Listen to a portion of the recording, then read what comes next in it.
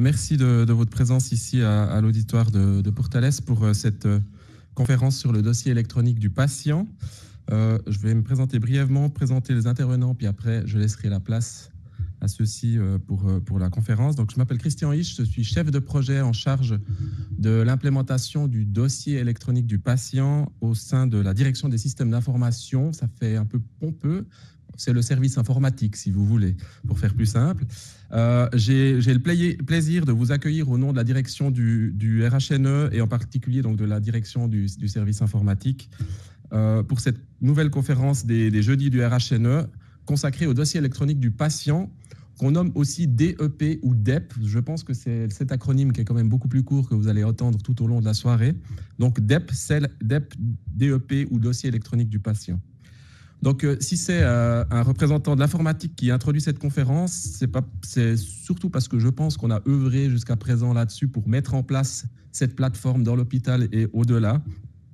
Mais il ne faut pas se leurrer. Il est important de considérer le DEP non pas comme un système, comme un projet informatique, mais vraiment comme un projet de santé publique, quelque chose qui se construit maintenant, dont on construit les fondations maintenant et qui va venir porter dans la décennie à venir le système de santé sur le plan national. Donc aujourd'hui, vous êtes les témoins des prémices de ce que sera une partie du système de santé demain, en tout cas un support du système de santé de demain, de mon point de vue. Depuis fin septembre, les Neuchâtelois et les Neuchâteloises ont la possibilité d'ouvrir un DEP. Il est baptisé dans notre canton Mon Dossier Santé. C'est un nouvel outil qui va permettre, qui permet déjà d'avoir dans un seul espace unique un maximum de données nous concernant sur notre santé, à nous, et puis qui va être alimenté par différentes personnes, différents prestataires de soins, d'abord l'hôpital, et puis petit à petit, toujours plus de prestataires de soins, comme des médecins de famille, des cabinets de physiothérapie, etc., etc. On va aussi avoir la chance de pouvoir recevoir dans le DEP, à partir du mois de décembre, les résultats de laboratoire d'un des plus grands laboratoires du canton, qui est ADMED, qui preste ici à l'hôpital, mais bien au-delà aussi, qui va aussi amener quelque chose de très significatif en termes de données patients, ce qu'est le laboratoire. Alors, comment ouvrir un DEP? Quels sont ses avantages? Quid de la sécurité des données? C'est un peu toutes ces questions qui vont être abordées tout au long de la soirée et bien plus probablement avec les intervenantes qui sont là ce soir. Donc, j'ai le plaisir d'accueillir la doctoresse Chantal Simon, médecin généraliste au Val-de-Rue, je crois. Fontaine-Melon, ouais, c'est pas mal. J'ai bien préparé mes affaires. La doctoresse Chrysoula Papastati, médecin diabétologue ici au réseau hospitalier neuchâtelois. Madame Pascale Giron-Lancuy, directrice adjointe à la direction médicale du RHNE. Et enfin, Caroline Gallois-Binas, responsable de la cellule cybersanté au service cantonal de la santé publique, en charge de tout ce qui touche à mon dossier santé. C'est elle, la chef. Donc, comme d'habitude, plusieurs présentations. Et puis, après, il y aura l'opportunité de pouvoir poser des questions, aussi une session questions-réponses. Et puis, la conférence se terminera autour d'un apéritif, comme c'est habituellement le cas ici. Donc, je vous souhaite une bonne soirée et je passe la parole sans plus attendre au suivant ou à la suivante. De toute façon, je vous souhaite une bonne soirée.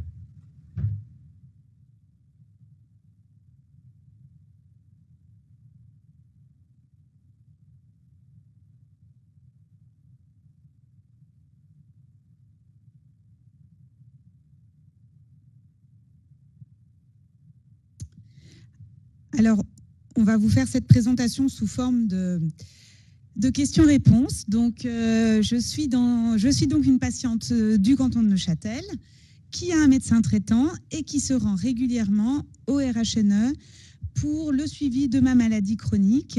Et puis, un ami m'a parlé du DEP, du DEP. Je ne sais pas trop ce que c'est et j'aimerais avoir des informations. Donc, je cherche des informations autour de ces trois thèmes, fonctionnalité, sécurité et inscription. Alors, tout d'abord, Caroline, mon dossier santé, qu'est-ce que c'est? Alors, mon dossier santé, c'est le dossier électronique du patient, comme on l'appelle dans toute la Suisse, qui rassemble les principales informations de santé dans un espace sécurisé, bien évidemment. Donc, ça va permettre aux patients d'avoir accès à ces informations de santé et ça va permettre aussi aux professionnels de santé d'avoir l'information disponible plus rapidement et de mieux partager les informations, donc une meilleure coordination entre les acteurs. Est-ce que ce projet, ce dossier, est-ce que ça existe qu'à Neuchâtel ? Alors non, ça n'existe pas qu'à Neuchâtel. On part d'une loi fédérale, la loi fédérale sur le dossier électronique du patient, qui se met en place dans toute la Suisse. Donc, on voit sur cette carte qu'il y a finalement, même si on a une initiative fédérale, plusieurs mises en application sur le territoire suisse, avec plusieurs communautés, plusieurs plateformes. Mais comme on répond à une loi suisse, eh ben, on a tous les mêmes règles, et notamment une qui est très importante, l'interopérabilité entre les communautés. C'est-à-dire qu'un patient qui ouvrirait son dossier à Neuchâtel et qui va à l'Inselspital à Berne ou au CHUV ou à Genève, les informations sont visibles par le médecin dans cet hôpital. Et quand il revient à Neuchâtel, son médecin traitant voit ce qui s'est passé hors canton. Alors, si je déménage, mon dossier me suit. Alors, le dossier, il est disponible dans toute la Suisse, effectivement. Oui. Et alors, on a compris qu'il y avait plusieurs communautés, mais pourquoi Neuchâtel n'est pas dans les mêmes communautés que les autres cantons ? Alors effectivement, Neuchâtel n'est pas dans la communauté CARA, qui est la communauté romande. Alors il faut savoir quand même que la plateforme est identique, on utilise la même plateforme. C'est simplement le modèle organisationnel et la mise en œuvre qui sont différents. À Neuchâtel, on a privilégié une forte implication des prestataires de soins dès le début du projet, ce qui est un tout petit peu différent dans la communauté CARA. Et puis, alors, est-ce que c'est gratuit ? Ça va me coûter combien tout ça ? Et puis, est-ce que déjà c'est disponible et je peux déjà faire les démarches pour m'inscrire ? Alors, c'est effectivement disponible. Alors, gratuit, oui, gratuit à 100% pour la population. Et puis, disponible, alors on a eu 2 étapes. On avait ouvert en fin d'année dernière, en novembre 2021, un projet de soins coordonnés pour 150 patients diabétiques et puis un certain nombre de professionnels. Et suite à ce projet de soins coordonnés qui nous a permis encore d'améliorer certains éléments, eh bien, on a lancé à toute la population le 26 septembre dernier. Et donc, c'est accessible pour tous les Neuchâtelois et Neuchâteloises. Avec plaisir. Merci. Et puis, alors une question que je me pose, c'est est-ce que c'est mieux d'avoir un DEP si je veux être bien soignée ? Est-ce que c'est obligatoire si je veux avoir une bonne prise en charge au RHNE ou chez des autres médecins ? Alors, le dossier électronique du patient n'est pas obligatoire. Là, la loi est très claire là-dessus. Le patient a le libre choix d'ouvrir son dossier ou pas. Et on parlera tout à l'heure de comment on fait pour l'ouvrir. Et puis, on verra tout à l'heure les avantages. Forcément qu'on on a les informations qui transitent mieux entre les professionnels de santé. Donc, quelque part, on a une meilleure prise en charge avec cet outil-là, mais on est très bien soigné comme on l'était jusqu'à présent sans le dossier électronique du patient. En parlant d'obligatoire, il faut savoir aussi que les professionnels de santé n'ont pas tous l'obligation de participer. Donc aujourd'hui, les hôpitaux, maisons de naissance et MS ont l'obligation de participer. Par contre, tout ce qu'on appelle le secteur ambulatoire, que sont les médecins traitants, les pharmaciens, les soins à domicile, etc., pour l'instant, pas d'obligation d'être affilié à ce projet dossier électronique du patient. Et puis, comment je sais si mon médecin traitant est déjà inscrit ou est-ce que je dois choisir mon médecin traitant en fonction de son inscription à ce DEP ? Alors, tous les médecins ne sont pas encore inscrits. Aujourd'hui, on a une 50aine de médecins inscrits dans le canton parce que, comme on le disait juste avant, c'est sur la base de volontariat pour l'instant. C'est un processus qui va prendre plusieurs années. Et pour savoir si son médecin traitant est inscrit, on a sur notre site Mon Dossier Santé la liste des médecins qui sont déjà inscrits et qui évoluent chaque jour. Et puis quand les patients s'inscrivent et qu'ils donnent des droits d'accès à leurs médecins, si ces derniers ne sont pas encore affiliés, on leur propose de le faire et en général, la réponse est plutôt favorable. Alors, on ira voir.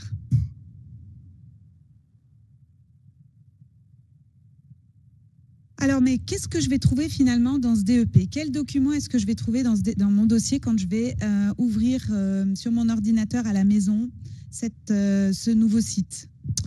Alors, dans mon dossier santé, on va retrouver les documents relatifs à votre santé, à la santé du patient, donc les principaux documents utiles à la continuité de la prise en charge. On pense par exemple au rapport des médecins, au plan de traitement, mais aussi aux résultats d'analyse, le carnet de vaccination, les directives anticipées. Donc, on voit qu'on peut retrouver vraiment tout type d'informations médicales. Et puis moi aussi, je peux déposer des informations ? Alors effectivement, l'idée, c'est qu'avec le dossier électronique du patient, le patient devienne acteur de sa santé et qu'il puisse aussi déposer des documents comme les directives anticipées, sa position par rapport aux dons d'organes, ses allergies, effectivement. Et puis, est-ce que je vais trouver donc dans ce dossier tout mon historique, tout ce qui s'est passé dans ma vie depuis que j'ai commencé à être traitée chez mon médecin traitant ou au RHNE ? Alors, bonne question. On nous pose souvent cette question. Eh bien, non. Mon dossier santé va se constituer le jour où on l'ouvre. Pas de reprise systématique de l'historique médical. Par contre, on peut ajouter manuellement des documents pertinents, que ce soit le patient qui le fasse ou son professionnel de santé. Et puis, il faut savoir qu'aujourd'hui, il y a des déposes automatiques. On en a parlé en introduction. Donc, l'hôpital dépose en automatique les nouveaux documents. Et puis, peut-être que des historiques pourraient être imaginés, des reprises d'historiques pourraient être imaginées aussi dans ce cas-là. Alors, j'ai intérêt à faire ça le plus vite possible. Voilà, effectivement. Alors, finalement, qui peut accéder à toutes ces informations que les médecins ont mis dans mon dossier et que moi-même, j'ai pu déposer dans mon dossier ? Alors, les professionnels de la santé auxquels tu aurais donné des droits d'accès vont accéder à mon dossier santé. Seulement ceux à qui on a donné des droits d'accès, ça c'est important de le rappeler. Et puis, pour les personnes qui n'ont pas forcément la capacité ou la volonté de gérer leur dossier, on peut aussi imaginer d'avoir des représentants qui le feraient à sa place. Et ce qui est important aussi de rappeler, c'est qui n'accède pas au dossier électronique du patient. Et là, il y a trois catégories de personnes. Il y a les assureurs qui ne peuvent pas accéder à ce dossier. C'est explicitement exclu par la loi, l'employeur et l'État.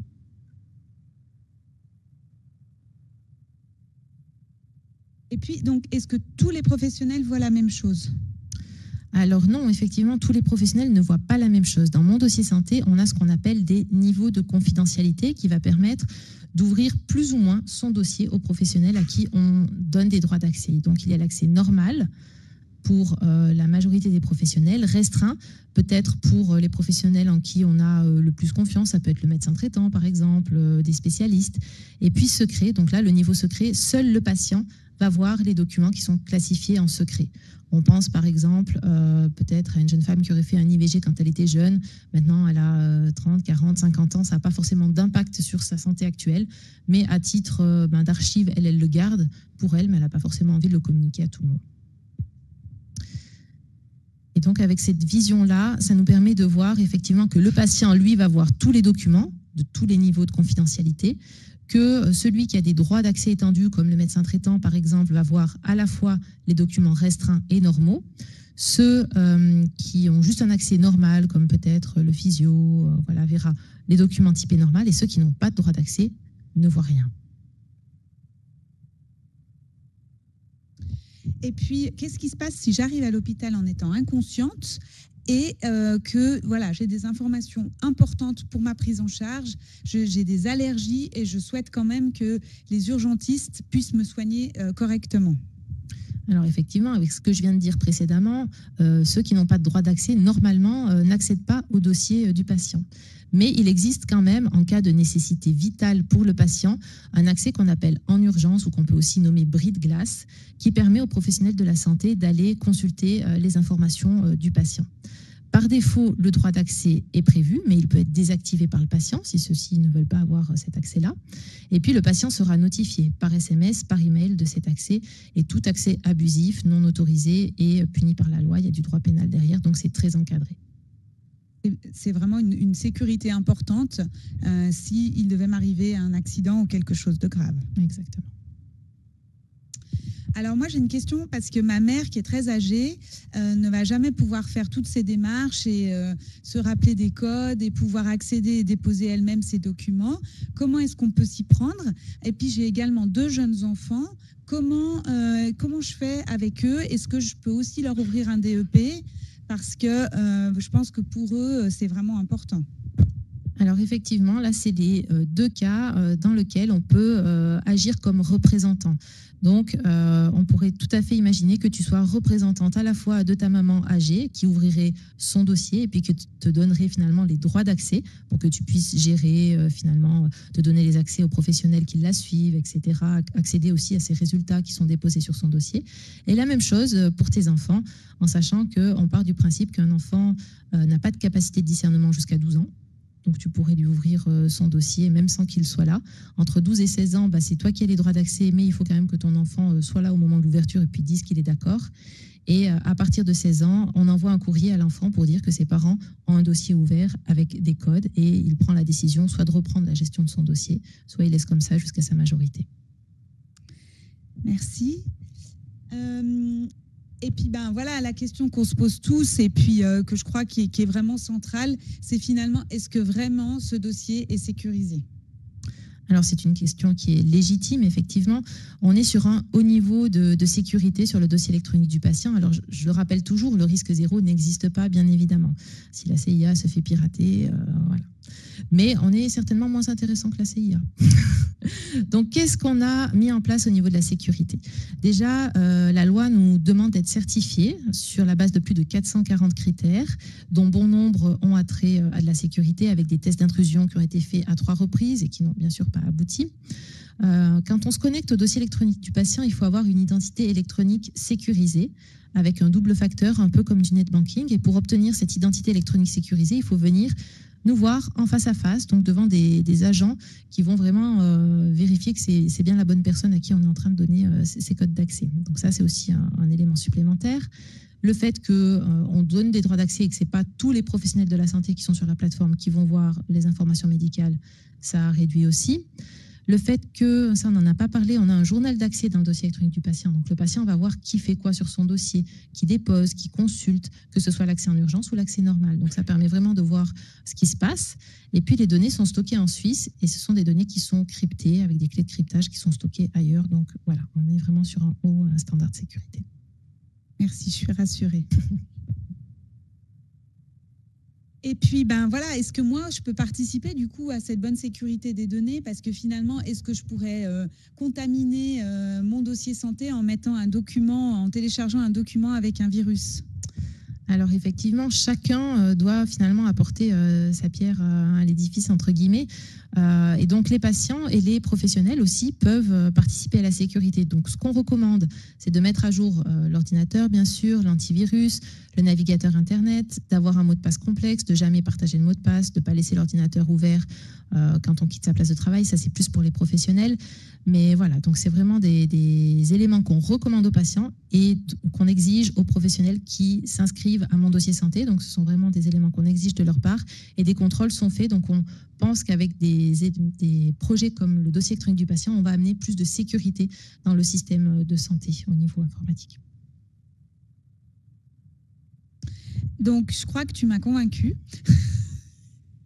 Et puis, du coup, si je veux m'inscrire, comment est-ce que je dois procéder ? Alors, il y a plusieurs possibilités pour s'inscrire. Soit on peut le faire en ligne, pour les personnes qui sont à l'aise et puis qui veulent le faire à la maison quand ils ont un petit moment. Donc, soit sur le guichet unique ou alors sur le site Mon Dossier Santé. On n'est pas obligé d'avoir un compte guichet unique, ça facilite un tout petit peu les choses parce qu'on reprend les données administratives. Et puis sinon, on peut le faire en stand. Et donc, on a des stands dans le hall de l'hôpital ici ou alors à la Chaux-de-Fonds où on est aussi présent dans les centres de vaccination. Et puis, qu'est-ce que je dois prendre avec moi pour m'inscrire ? Effectivement, il faut quelques éléments. Le numéro AVS, nous, c'est ce qui nous permet de pouvoir créer le compte. Et puis ensuite, d'avoir une carte d'identité ou passeport en cours de validité. Et puis pour les personnes qui n'ont pas la nationalité suisse, le permis de séjour est nécessaire pour l'établissement de l'identité électronique sécurisée. Puis c'est bien d'avoir son téléphone portable avec parce qu'on fait des vérifications où on envoie des emails, un code sur un email, sur le SMS aussi. Donc c'est bien d'avoir son téléphone avec pour pouvoir finaliser l'inscription. Et puis combien de temps est-ce que ça prend ? Alors ça prend entre 15 et 20 minutes environ en fonction de si vous avez accès facilement à votre email, etc. Et puis enfin, est-ce que si j'en parle autour de moi, est-ce que tout le monde peut s'inscrire? Est-ce que toute la population peut s'inscrire? Alors oui, effectivement, dans cette phase-là, maintenant, tout le monde peut s'inscrire. Les personnes qui sont domiciliées ou qui travaillent dans le canton, dont les professionnels de santé sont dans le canton, peuvent venir faire les démarches d'inscription auprès de nos stands ou en ligne. Merci beaucoup. Et si j'ai encore des questions, comment est-ce que je peux procéder? Alors, on est à disposition dans les stands. On a sinon une hotline, un site internet où il y a beaucoup d'informations, une foire aux questions, des petits tutoriels. Et puis sinon, on sera là en fin de conférence aussi. Merci beaucoup.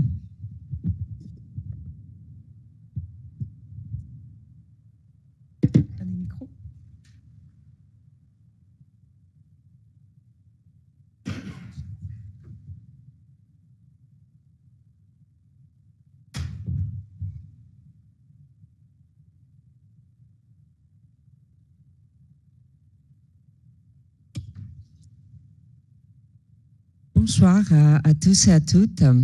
Donc, nous, on va vous donner une impression de ce qui se passe dans la vie réelle, je dirais, lors de nos consultations, pour qu'on puisse vous donner une idée un peu plus concrète de ce qui nous manque souvent en consultation quand on n'a pas accès aux documents importants pour nos patients. Et comment ça peut se passer quand nous avons accès à un DEP. Alors, pour ça, on va vous raconter une histoire. Donc, moi, je vais être le médecin spécialiste et Madame. Madame.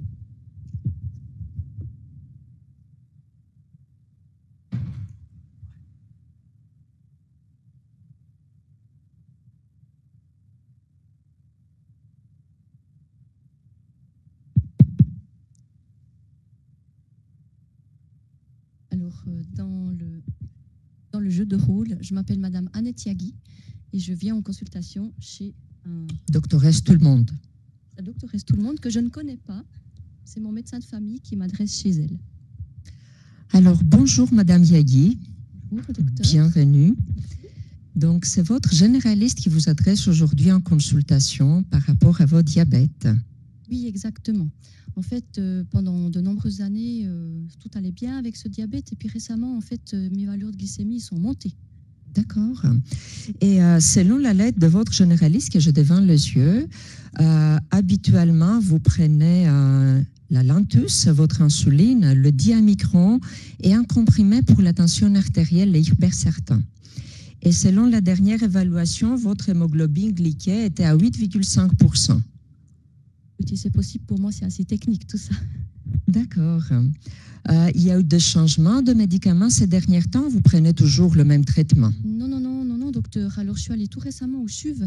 D'accord. Parce que je suis suivie là-bas pour mes reins.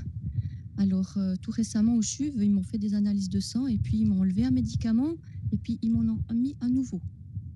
D'accord. Écoutez, c'est vrai que comme je vous vois pour la première fois, je n'avais pas accès à cette lettre. Peut-être si vous me donnez quelques instants, je vais appeler mon assistant si on peut en avoir. Oui, salut Coralie, désolée de te déranger. Si tu as une minute, est-ce que tu pourrais appeler le médecin généraliste de Madame Yagui? J'aurais besoin de la lettre de sa consultation CHUV du 30 septembre. D'accord, ok, merci beaucoup. Bon, c'était comment le médicament qui vous ont? C'était un petit blanc, c'était comment exactement? Oui, c'était un petit comprimé blanc qui m'a enlevé. D'accord, ils vous ont parlé des hypoglycémies peut-être? Non, il me semble pas que c'était ça. Attendez, peut-être, est-ce que vous avez exécuté une ordonnance en pharmacie? Oui, tout à fait. Alors moi, je vais toujours à la même pharmacie. Peut-être vous pourriez téléphoner là-bas. Tout à fait. Je vais vous dire Elle s'appelle comment? Elle sait quelle c'est la pharmacie Yamavita de la Maladière. Je vais toujours là. Attendez un instant, s'il vous plaît.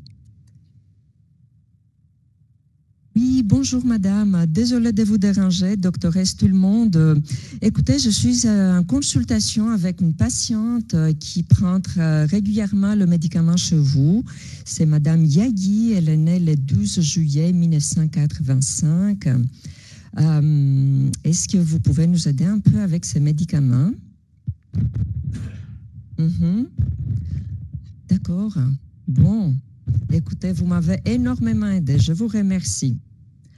Alors, on a trouvé. Ah, magnifique. Je suis désolée, Donc, j'aurais dû prendre avec moi. Mais j'ai non, pas ne vous pensé. inquiétez pas, on va y arriver. Ils vous ont supprimé le diamicron C'est juste. Oui, c'est juste. C'est celui-là que je prends plus. et ils vous ont mis en place un autre médicament qui est excellent, le Januvia.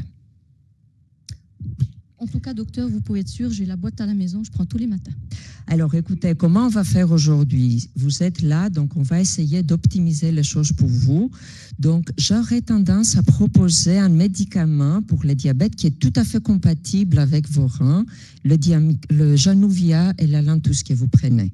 Ah, vous me parlez des reins, mais vous savez, docteur, tout récemment au CHUV, ils m'ont dit que mes reins ont lâché. Vous lâchez? Mes reins ont lâché. Ils ont fait une prise de sang, ils m'ont dit vos reins ont lâché. D'ailleurs, pour moi, c'était une très mauvaise surprise. Ils m'ont un petit peu fait peur. D'ailleurs, je voulais un petit peu en discuter avec vous aujourd'hui. Mhm. Bon, écoutez, ça serait vraiment aidant si on pourrait accéder à ces bilans. Écoutez, je vais rappeler un peu mon assistante pour savoir si on peut avoir votre laboratoire. Donc, je rappelle mon assistante. Merci beaucoup, Coralie, pour ta compréhension aussi. En attendant, peut-être, je pourrais vous examiner. Oui. Donc, je vais vous ausculter. Et je peux regarder peut-être vos pieds. Ça fait partie de l'examen clinique qu'ont fait les diabétologues. Ah, mais dis donc, vous avez un petit pincement, je remarque. Oui, tout à fait. Alors, j'ai eu un problème à ce pied. J'étais en vacances au Tessin. Et il faisait beau, il faisait chaud, j'ai marché pieds nus, je me suis blessée, j'ai dû aller aux urgences. Alors ils m'ont fait ce gros pansement et puis ils m'ont mis sous antibiotiques. Et d'ailleurs, c'est vrai que je voulais en parler un petit peu parce que depuis que je prends ces comprimés d'antibiotiques, ça me gratte un petit peu partout. D'accord.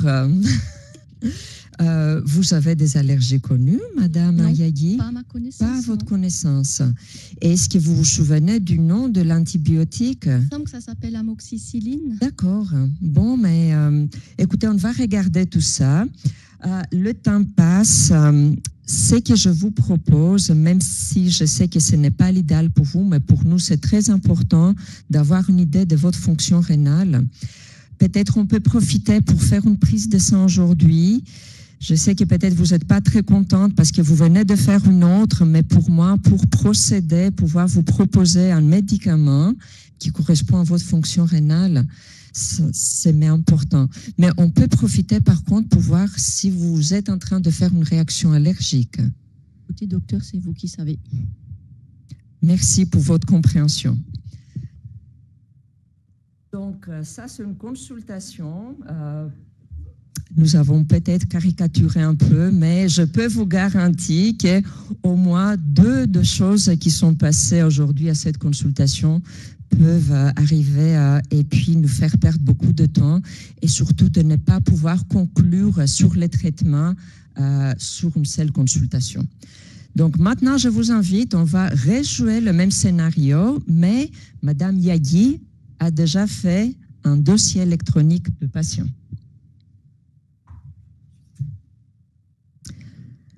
Bonjour Madame Yagi. Bonjour, docteur. Bienvenue. Merci. Votre généraliste vous adresse aujourd'hui en consultation de diabétologie parce qu'il apparaît que votre diabète ne va pas très bien ces derniers temps. Oui, en effet, j'ai du diabète depuis plusieurs années, tout allait bien, mais tout récemment, mes glycémies ont pris l'ascenseur. D'accord.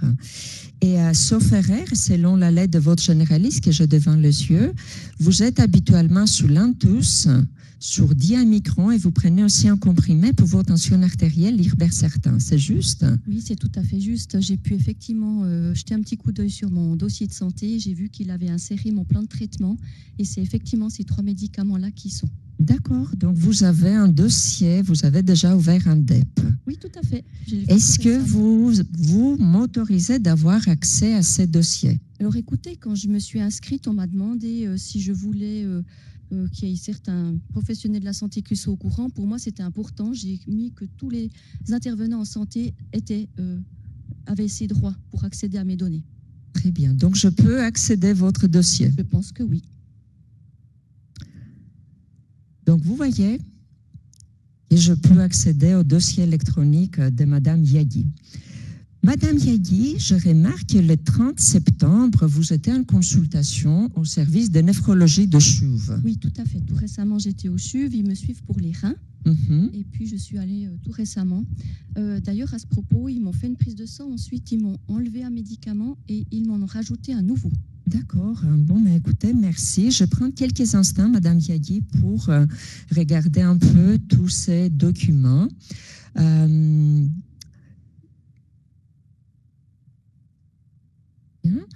Donc, je vois que ils vous ont fait une nouvelle ordonnance et qu'ils ont arrêté le Diamicron et à la place, ils vous ont mis le Januvia. C'est tout à fait ça. C'est tout à fait ce qui est noté. Oui, le Januvia est nouveau. Le Diamicron, je l'ai arrêté. Excellent. Et donc, ce que je vous propose à faire aujourd'hui, on va un peu optimiser les choses pour vous. Je regarde un peu sur votre laboratoire pour voir si la fonction rénale nous le permet, pour que je puisse vous introduire un médicament excellent pour le diabète qui peut aussi à la fois améliorer la fonction rénale. Ah, mais docteur, si vous parlez de mes reins, mais tout récemment au CHUV, justement, quand ils m'ont fait la prise de sang, ils m'ont dit que mes reins ont lâché. Alors, effectivement, je vois que le mois de mai, votre fonction rénale était correcte, mais quand j'ai regardé tout à l'heure la lettre de CHUV, il y avait le résultat de votre prise de sang. Il a été détérioré et sauf erreur, par la suite, vous avez fait une autre prise de sang et je remarque que vos reins sont revenus, la fonction rénale, vous l'avez regagnée. Ah, c'est une bonne nouvelle, docteur. Absolument. Donc, comme ça, on peut aller de l'avant avec ces traitements. Et je remarque aussi que vous étiez passé tout récemment aux urgences de Lugano. C'était par rapport à quoi? Alors, j'étais en vacances au Tessin. Il faisait beau, il faisait chaud. J'ai marché pieds nus. Malheureusement, je me suis blessée au pied. J'ai dû aller aux urgences. Ils m'ont fait un gros pansement. Ils m'ont mis sous antibiotiques. D'ailleurs, depuis que je prends ces antibiotiques, ça me gratte un peu partout. C'est vrai. Alors, je prends aussi un instant juste pour regarder le compte-rendu de urgence. Donc, je vois que vous êtes sous amoxicilline. Votre généraliste, il ne m'a pas informé. Je n'étais pas au courant que vous étiez allergique à l'amoxicilline. Non, effectivement, d'ailleurs, quand j'ai créé mon dossier, on peut nous-mêmes aussi noter certaines choses. J'ai noté que je n'avais pas d'allergie connue. Jusqu'à présent, je n'en avais pas. Mais je vous invite de mettre cet incident. C'est peut-être nous allons vérifier par une prise de sang par la suite si vous êtes en train de faire une réaction allergique. Donc, je vais vous présenter le nouveau médicament. Je vais vous présenter également aujourd'hui sur quels autres axes on pourrait mettre notre concentration pour améliorer vos diabètes. Et puis, je veux par la suite vous confier à votre généraliste qui va reprendre le suivi de votre dossier. Merci beaucoup, docteur. Je dois dire que ça me fait vraiment beaucoup de confiance de voir que vous avez accès à toutes ces informations. Visiblement, ça vous aide beaucoup. Vous savez exactement où j'en suis dans ma santé et puis vous pouvez me guider de manière adéquate. Merci beaucoup. Je vous en prie.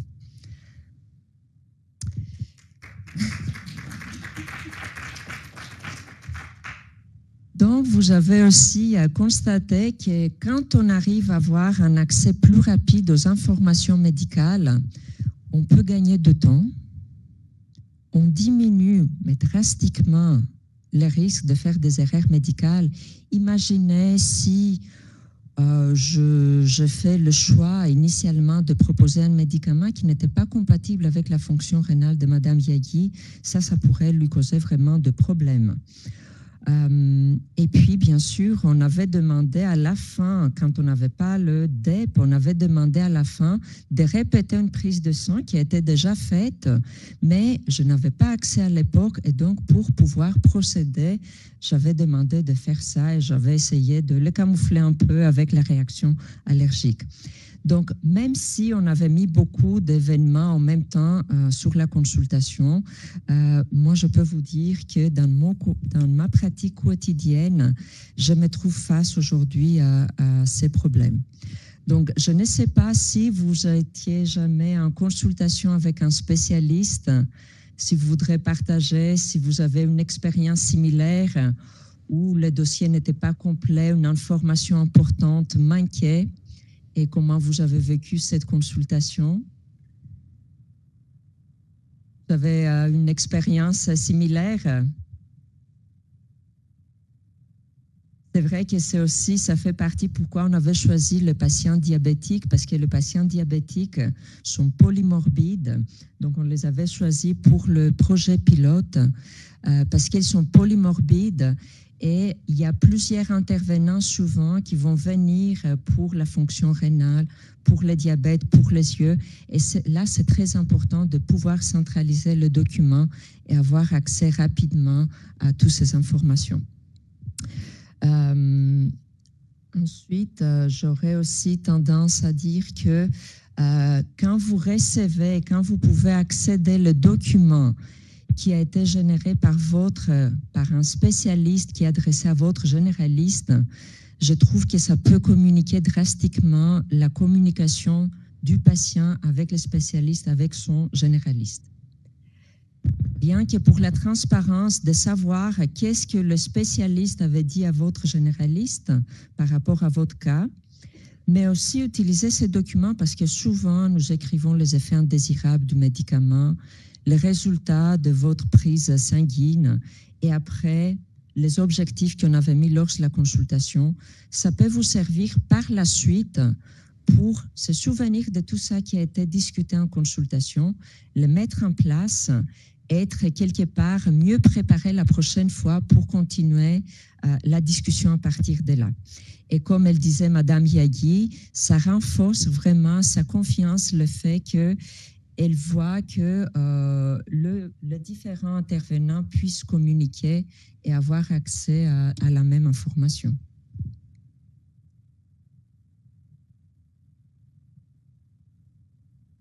Pour ma part, je vais vous faire un petit retour d'expérience dans le sens où je faisais partie de ce fameux projet pilote qui a commencé l'année passée. Et on nous demandait en fait dans la consultation quotidienne de demander à nos patients diabétiques s'ils étaient d'accord de s'inscrire pour le dossier électronique du patient. J'ai quelques patients diabétiques effectivement qui se sont inscrits. Il y en a un qui a été bien actif et puis en fait on a un peu découvert lui et moi comment marchait ce dossier électronique. On a des fois on s'est contacté, on mettait un dossier, lui mettait un dossier, on regardait un petit peu comment ça allait. C'était tout à fait constructif. C'était le tout début.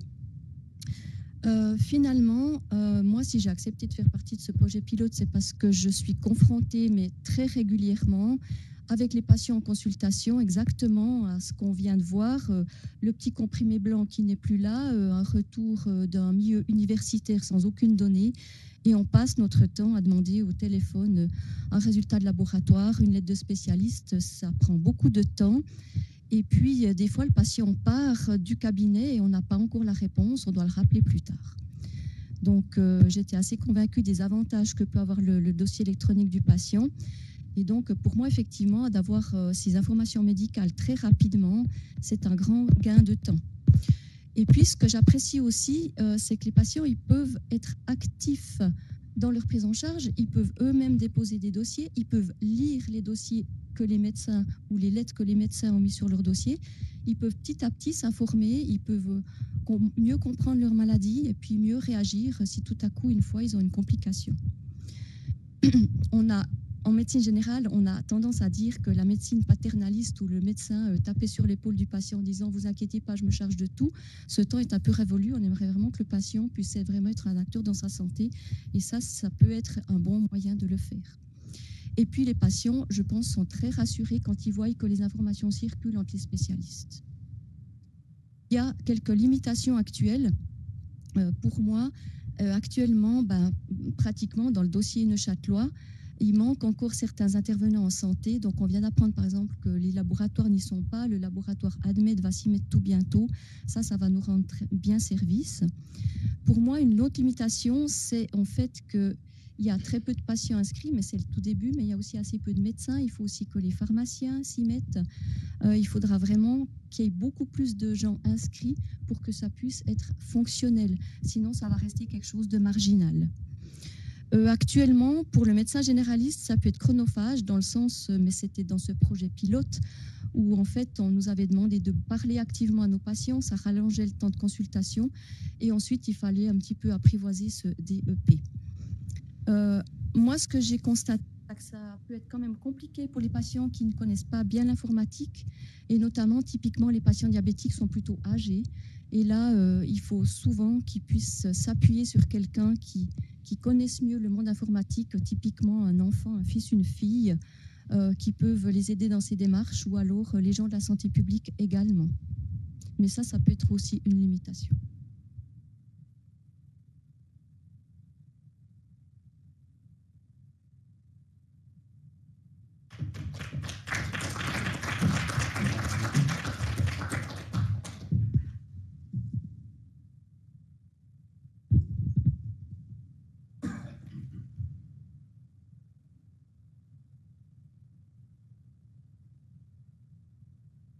Alors, est-ce que quelqu'un souhaiterait poser une ou plusieurs questions à nos intervenants?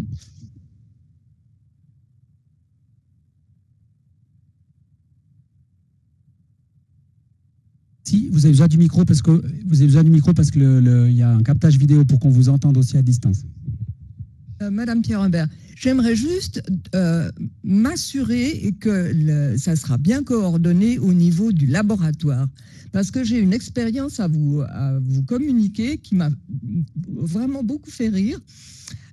En mars 2019, quand j'ai été faire une prise de sang au labo, à la demande du professeur Donzé, la personne m'a dit « Mais c'est qui ? Où est-ce que je dois envoyer les résultats ?» Le professeur Donzé avait été nommé un mois auparavant chef du département. Donc, ça me paraît un tout petit peu bizarre que le laboratoire ait ignoré le fait.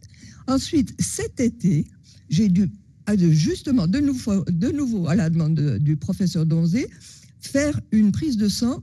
Même remarque de la personne qui m'a fait la prise de sang. Où est-ce que je dois envoyer les résultats? C'est qui? Donc, insister auprès du laboratoire pour qu'il soit vraiment incorporé dans votre système. C'était le laboratoire ADMED? Oui. Et au rez-de-chaussée. Ouais. Alors bon, là je ne peux pas vous répondre pourquoi ADMED ne connaît pas le professeur Donzé, mais ce que je peux vous dire, c'est qu'avec le dossier électronique du patient, à partir du mois de décembre, les résultats vont automatiquement aller dans le dossier électronique du patient et seront visibles par le patient lui-même et par le professionnel qui aura fait la demande par ce moyen-là. Donc ça sera automatisé, il n'y aura pas besoin de poser la question. Voilà. Mais c'est vrai que ça peut faire sourire, effectivement.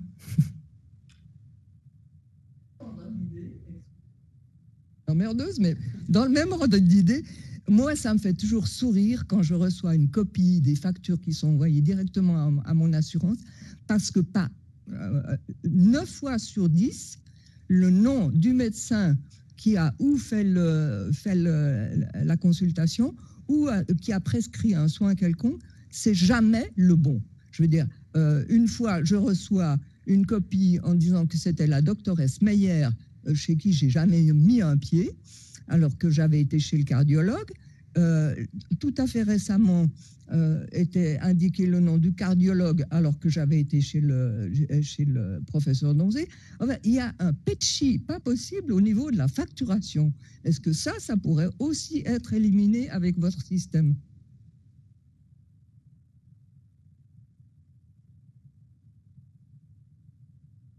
Je peux vous répondre sur ce point.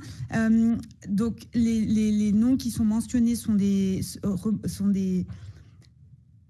informations qui sont données dans le système administratif et le système administratif de facturation est détaché. C'est un autre système que le dossier de soins dont on a parlé aujourd'hui, le dossier du patient.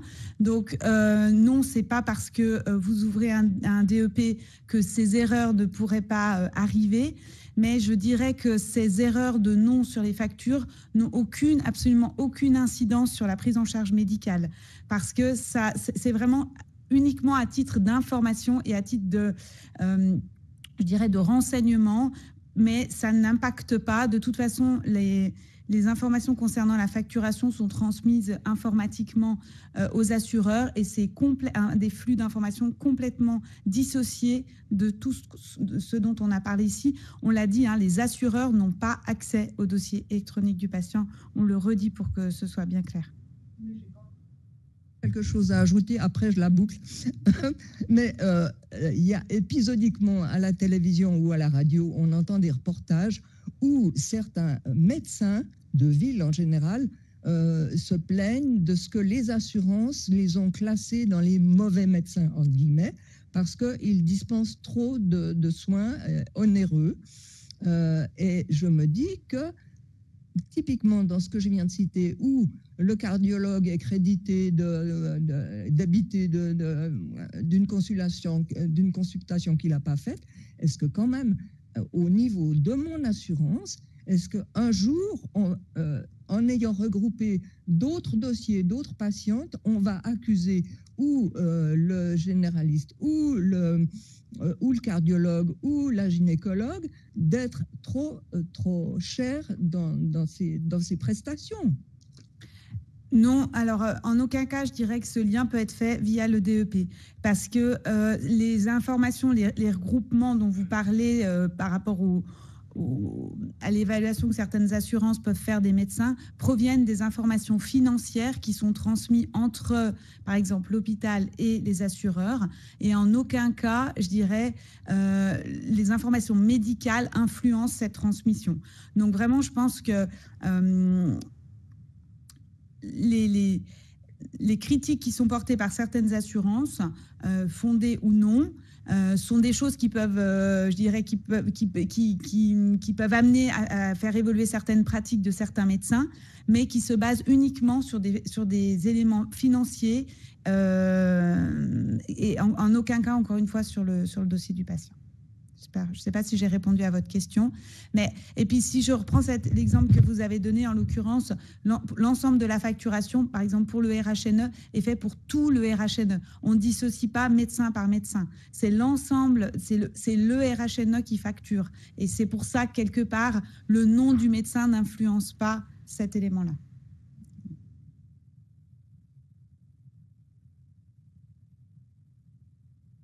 Merci beaucoup pour les présentations. C'était vraiment très agréable, le jeu de questions-réponses et puis après les jeux de rôle. Alors moi, j'étais déjà assez convaincue, mais je suis d'autant plus maintenant où on voit effectivement tout le temps perdu et ça, on ne s'en rend pas vraiment compte.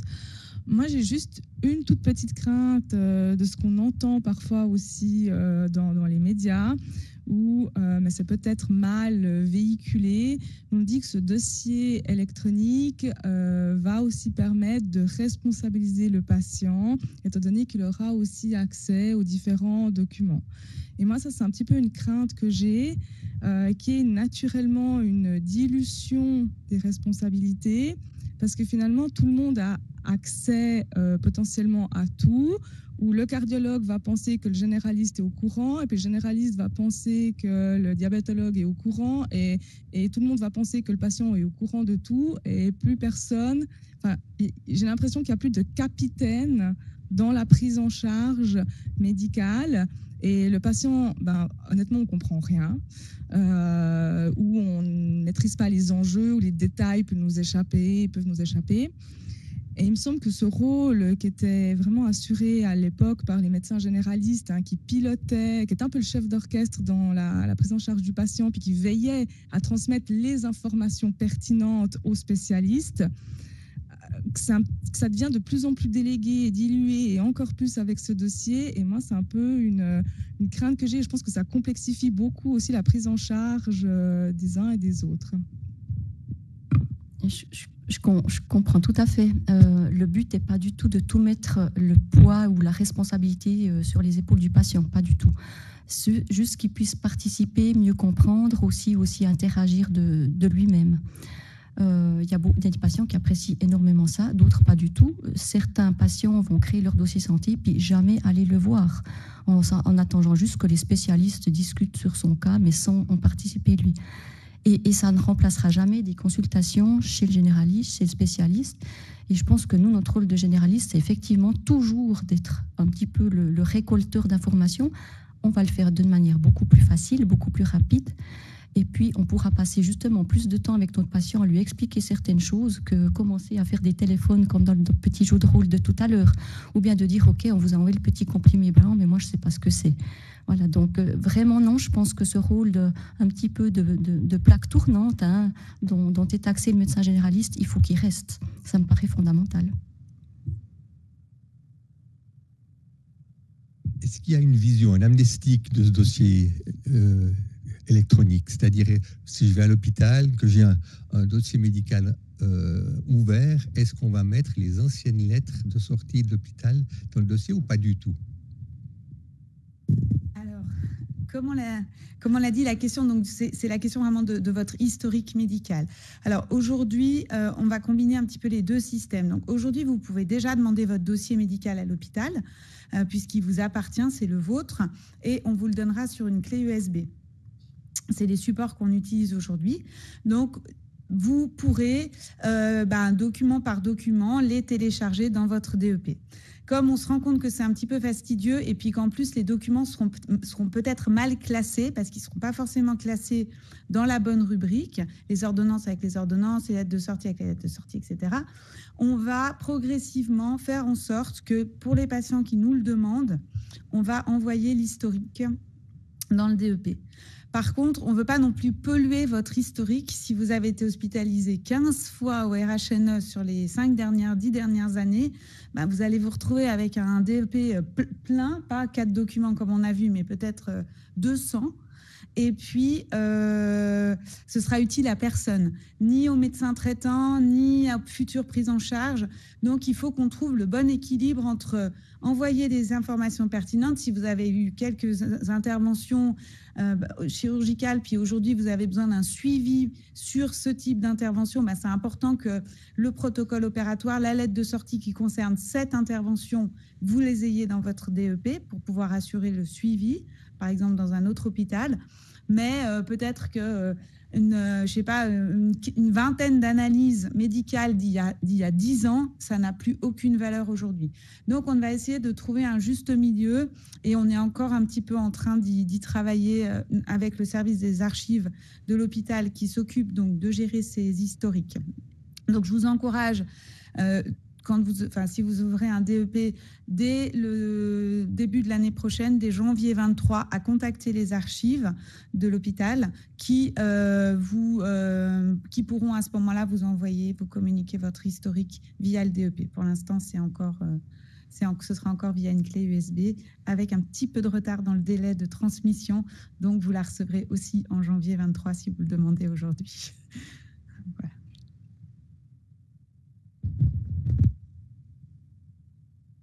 J'avais une question au niveau de la sécurité. Vous dites que vous êtes moins intéressant que la CIA, mais il y a quelque temps, il y a quand même plusieurs cabinets qui se sont fait hacker à Neuchâtel. Est-ce que cette situation ne pourrait pas se reproduire? Est-ce que des documents risquent de disparaître? Qu'est-ce qui se passe? Alors, c'est clair que les données de santé sont des données importantes et convoitées, on peut le dire comme ça. Concernant ce qui s'est passé au niveau des cabinets médicaux, c'est vraiment différent de la sécurité qu'on a et qu'on nous impose, en fait, que la loi nous impose au niveau du dossier électronique du patient. Les cabinets, ils sont informatisés, mais leur métier, c'est pas faire de la sécurité informatique, c'est de traiter les patients. Et voilà, et on ne leur a pas imposé les niveaux de sécurité que nous, on nous a imposés avec les éléments que je vous ai cités tout à l'heure, les données qui sont stockées en Suisse, cryptées avec des clés de cryptage ailleurs, des tests d'intrusion qui ont été faits à plusieurs reprises, d'être sur des hauts standards de sécurité en permanence.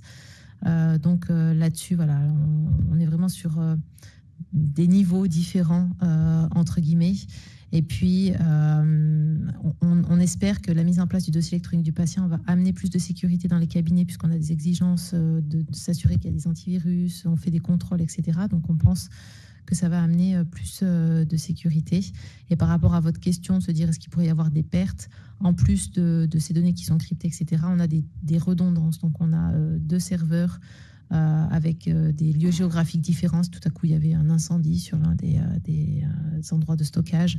On a un deuxième endroit de stockage qui prend le relais, ce qui fait qu'on ne peut pas perdre de données non plus. Donc, on est à la fois on essaye d'éviter des tentatives d'intrusion et puis on a aussi les données qui sont stockées à double au cas où on aurait un problème technique sur un des serveurs. On en a un autre qui est là, donc pas de perte de données non plus. Voilà, après... Le risque zéro, il n'existe pas, je ne veux pas vous mentir, mais on fait ce qui est de plus sécurisé en la matière en ce moment.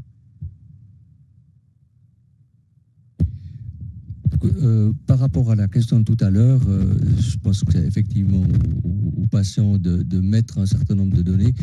J'aimerais juste signaler, moi j'ai eu pas mal d'opérations et puis une des dernières, je devais me faire fixer l'épaule, il fallait mettre des câbles et puis bon, le chirurgien ne savait pas que j'avais déjà 3 opérations à cette épaule. Donc il m'a dit, bah, écoutez, j'étais un peu surpris et puis j'ai fait comme je pouvais, il l'a très très bien fait. Mais j'aimerais juste savoir par rapport à... Donc, je pense qu'effectivement, des opérations, ça, on pourrait les mettre soi-même, mais quels sont les documents qui ne sont pas du tout utiles, qu'il ne faudrait pas mettre si on note notre dossier. Et puis, la question surtout, par rapport aux prochaines visites que je fais chez mon médecin de famille, est-ce qu'il rentre ces données lui-même? Est-ce que c'est un travail supplémentaire? Est-ce que ça se fait facilement? C'est plus à vous que je pose la question. Est-ce que les données, ils travaillent avec l'ordinateur, donc est-ce que les données passent directement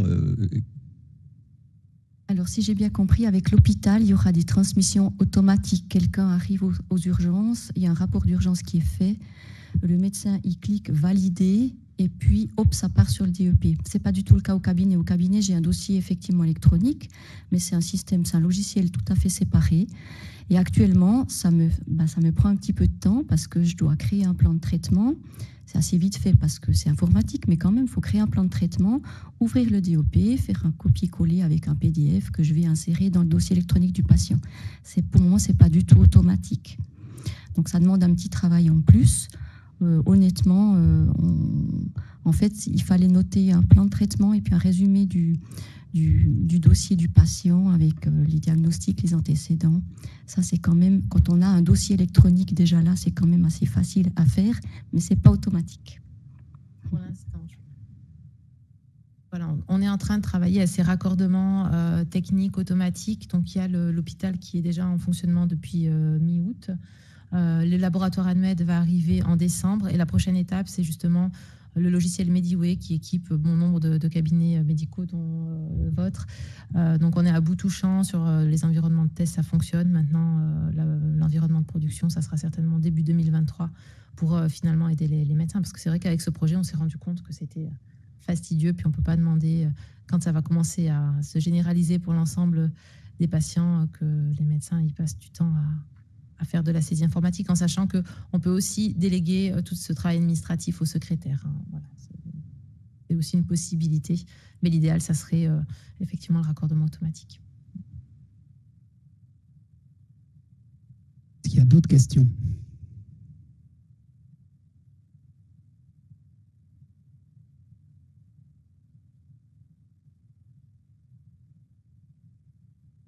Des pathologies du client. En quelques phrases, je trouve, c'est quand même une compétence médicale. On est bien d'accord, c'est un petit peu ce que je viens de dire. Dans notre dossier, on a très rapidement accès aux principaux diagnostics, après ce qu'on appelle les antécédents. Et puis ça, c'est 2 clics pour créer un document et puis l'envoyer sur le DEP. Effectivement, ça, c'est notre rôle aussi.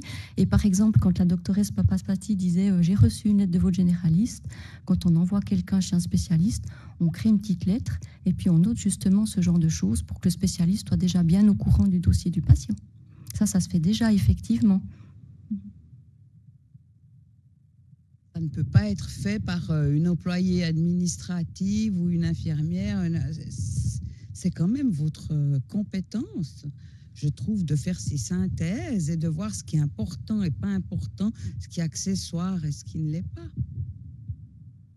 Alors, c'est toujours un tout petit peu délicat parce que pour certains patients, des choses qui vont nous paraître des détails seront très importants. Et si pour le patient, c'est important qu'il veut noter dans le DEP, pourquoi pas? Il y a certaines choses qui sont effectivement bien anciennes, qui seront beaucoup moins relevantes si quelqu'un arrive à l'hôpital. Ce qui est très important, c'est de savoir qu'est-ce qui se passe actuellement, quelles sont ses principales maladies, puis surtout les médicaments. C'est ça qui compte. Mais le fait qu'il ait été opéré dans l'appendicite dans l'enfance, ça, c'est pas important.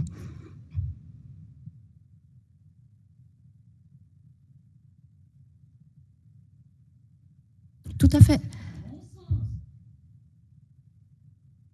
Mais c'est ça qui est intéressant, c'est ça qui est intéressant. Et moi, je pense que vraiment le patient, s'il peut commencer à aller dans le DEP, puis à voir un petit peu ce qui se passe, et puis mieux comprendre quand même certaines choses, parce qu'on sait bien que la formation médicale est compliquée à comprendre. Dans une consultation, il y a un peu d'émotionnel, les gens ne vont pas tout retenir. S'ils peuvent tranquillement après aller lire des lettres, ça, je pense que ça peut aussi bien leur faire comprendre les choses et les faire participer. L'hôpital de Berne, et ça fait longtemps à l'INSEL, ils envoient systématiquement une copie par lettre au domicile des patients. Alors, ça prend du papier, ça prend des frais d'envoi, mais au moins, il y a la clarté de dire, vous êtes passé à Berne, vous avez fait une coronarographie, vous la voici le rapport. Et ça, moi, je trouve que c'est assez bien pour les patients, sauf qu'ils viennent en nous disant, c'est tout en allemand, voilà. Mais vous allez au CHUV, vous allez à Genève, puis vous avez ça sur votre dossier électronique, vous lisez tranquillement votre lettre. Moi, je trouve que c'est vraiment bien. Et vous arrivez chez le médecin généraliste, vous avez des questions, on arrive direct dans le vif du sujet, c'est bien ça. Depuis 40 ans, je dis, les gens, les personnes, même les enfants qui ont des maladies chroniques, eh ben, en général, ils sont très bien informés par des professionnels. Ils sont bien au courant. Je dis, il y a quand même un niveau de connaissance qui a augmenté depuis les années 70. Alors, je pense pour une certaine catégorie de patients, oui, mais il y a toujours une catégorie de patients pour qui vraiment ça reste difficile. On appelle ça la littératie en santé. Hein. À Lausanne, ils font beaucoup d'études là-dessus. Non, on se rend compte qu'il y a une grande frange de la population qui ont une faible littératie en santé et qui ont de la peine vraiment à comprendre les enjeux d'une maladie, les contre-indications de certains traitements. Non, il y a encore beaucoup d'informations à faire sur la santé, je pense.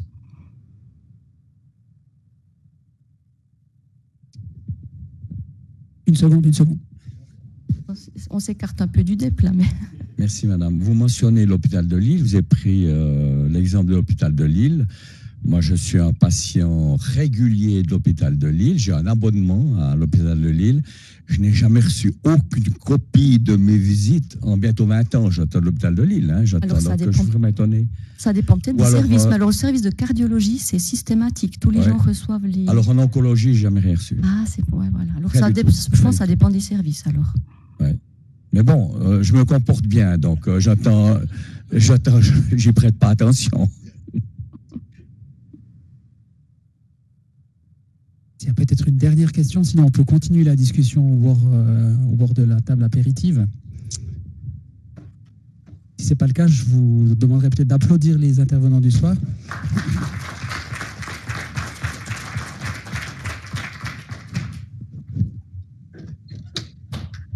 Donc, si jamais on a des personnes qui sont là pour vous renseigner, et éventuellement pour ceux qui sont intéressés, on peut aussi faire des inscriptions. Enfin, on est à disposition.